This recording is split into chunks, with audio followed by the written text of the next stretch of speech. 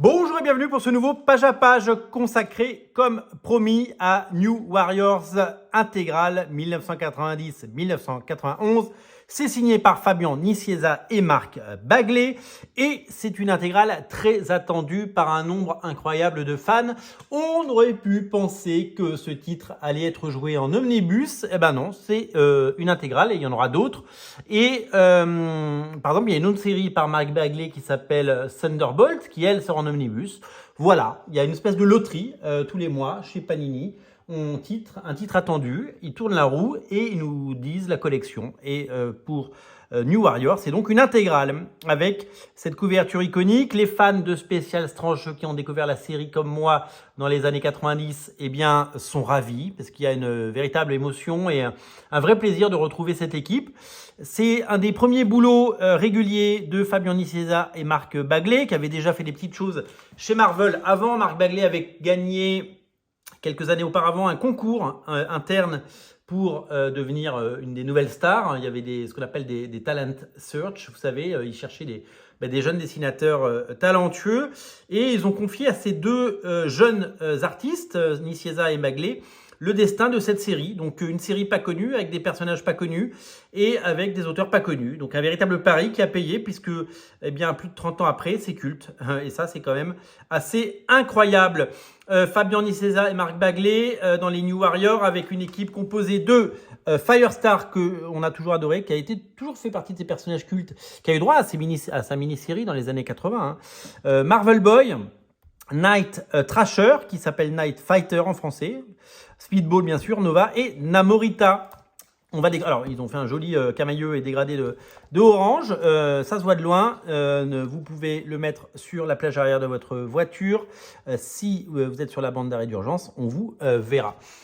Couverture de l'époque. Alors, c'est très marrant parce qu'ils ont toujours traduit les noms. Traduit les couvertures dans les intégrales, ça n'a pas de sens.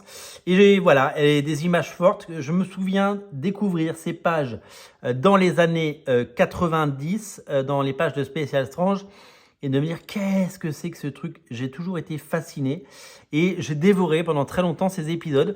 J'achetais un Special Strange pour les X-Men, évidemment, mais ce petit bonus, eh bien, autant il y a des séries qu'on nous imposait que j'aimais pas, mais celle-là, je dois vous dire que j'aimais beaucoup. Particularité, c'est Al Williamson qui encre les deux premiers numéros. Al Williamson qui fait un travail assez hallucinant. Et la force de cette série, c'est d'arriver à créer l'équipe dans les 5 ou 6 premières pages. Night Thrasher, Night Fighter réveille Nova en le jetant du toit. Et hop, et donc c'est le Nova de l'époque. Ce n'est pas le jeune Nova créé récemment et qu'on a vu récemment. Non, c'est le Nova historique. Marvel Boy qui veut devenir un Avengers se fait recaler par Captain America et du coup, là ils ont revêtu leur costume de Nova qui va changer très vite. Eh bien, ils embauchent Marvel Boy. Namorita qui doit intervenir parce que je crois que c'est Terax qui arrive. Speedball, sa mère va bosser. Alors lui, c'est un peu le jeune. Speedball, on le reverra dans Civil War. Voilà, donc Terax has returned, I'm alive. C'est marrant qu'ils aient pas... Il me semblait qu'à l'époque, ça avait été rebossé.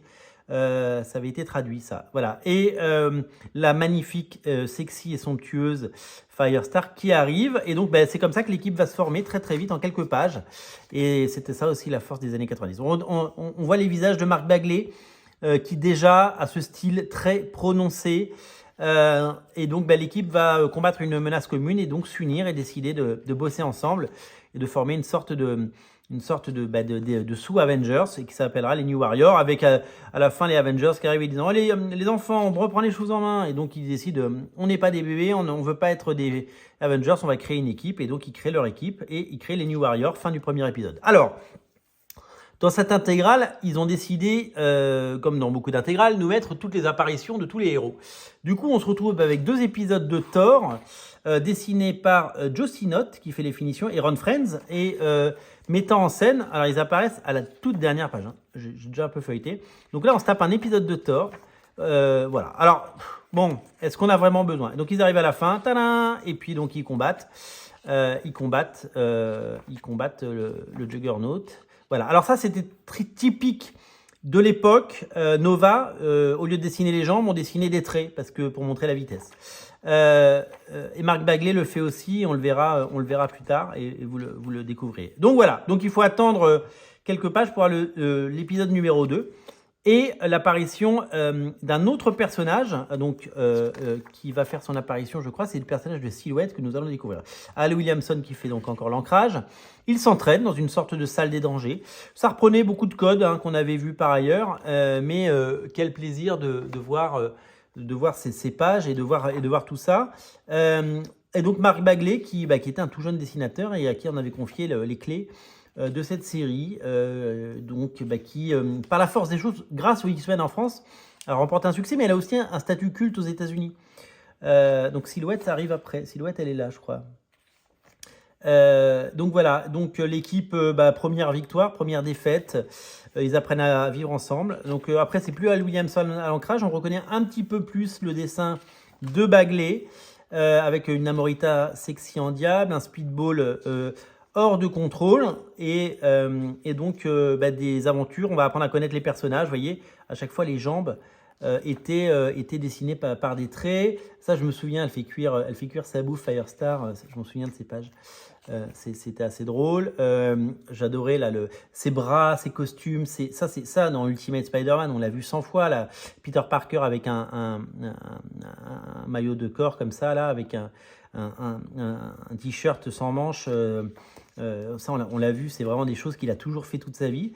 Et alors, il y avait un autre truc que, voilà, il aimait bien faire, Bagley, c'était juste la tête.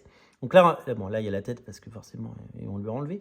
Mais là, il y a la tête et ça, c'est un truc qui fera beaucoup pour montrer l'étonnement. Juste la tête sans le cou. Et je sais que ça m'agaçait à l'époque. Ça m'agaçait. Donc voilà, donc les auteurs continuent, on continue à construire tout ça. Il aime bien ce plan en fait, de manière générale, Bagley, où le coup est caché par la case en fait.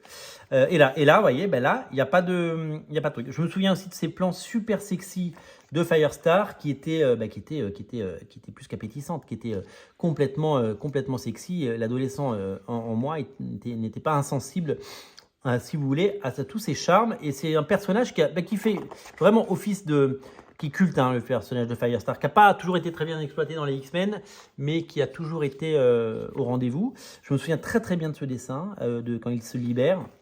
Et voilà, ils deviennent une équipe au fil des épisodes, ils apprennent à combattre ensemble et donc voilà comment l'équipe se forme et donc on va bientôt découvrir Silhouette, parce que je pensais qu'on la verrait avant, qui fait voilà, toujours Bagley et voilà.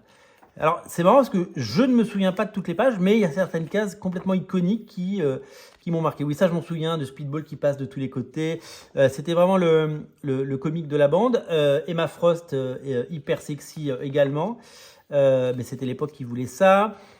Et donc, ces aventures incroyables. Les comics ne s'embarrassaient pas trop de psychologie à l'époque. On était dans quelque chose d'assez direct, quoi. On raconte des histoires, ils vivent des aventures, et c'est super chouette. Toujours Mark Bagley. Alors, il faut savoir que Mark Bagley a fait énormément d'épisodes. Après, il partira faire autre chose, notamment Thunderbolt, et puis du Spider-Man. Thunderbolt, c'est après, parce que Thunderbolt, Thunderbolt, ça se passe après Heroes Return. Heroes Reborn. Ça se passe pendant Heroes Reborn, Thunderbolt. Donc c'est quelques années après. C'est 5 ou 6 ans après. Son style de dessin a d'ailleurs bien évolué. Les Inhumains font une apparition. Et voilà, c'est là qu'on va découvrir Silhouette. Quand je l'ai feuilleté tout à l'heure, voilà, Silhouette, qui est donc ce personnage avec ses béquilles. Alors, c'est assez étonnant de voir... les comics sont accusés de tous les torts et tous les maux en ce moment. Alors, il y a une espèce de la droite américaine et le Figaro en France tape sur Disney, le côté woke de Disney, qui mettent des personnages issus de minorités et qui changent donc des personnages qui étaient blancs autrefois, sont noirs maintenant, et que donc en fait moi tout ça je trouve que c'est des faux débats. Si on a des bonnes histoires et des bonnes choses, eh bien ça ne me dérange pas. Les comics ont toujours été une terre Enfin, ça a toujours été très progressiste, les comics.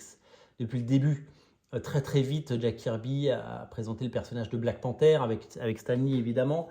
Dans la deuxième génération de X-Men avec Chris Claremont, il y avait des personnages de nationalités différentes, d'horizons différents, avec des backgrounds différents, avec des histoires différentes. Et ils étaient tous cool. Ororo, magnifique, on a tous aimé Ororo. En fait, les comics ont souvent montré la voie.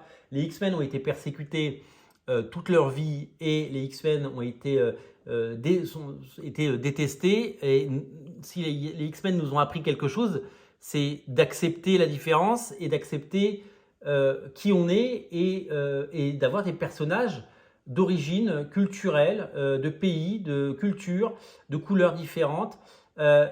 Et ça a toujours été dans les comics. Et bien, à ce niveau-là, New Warrior, c'était aussi, au début des années 90, mais une série qui présentait, il y a Night Thrasher, il y a Silhouette, il y a des personnages de couleur, et ce sont des personnages super cool. Alors, Silhouette, à chaque fois qu'elle passait donc, dans l'ombre, elle pouvait se fondre dans l'ombre, et à chaque fois qu'elle ressortait, elle était à poil.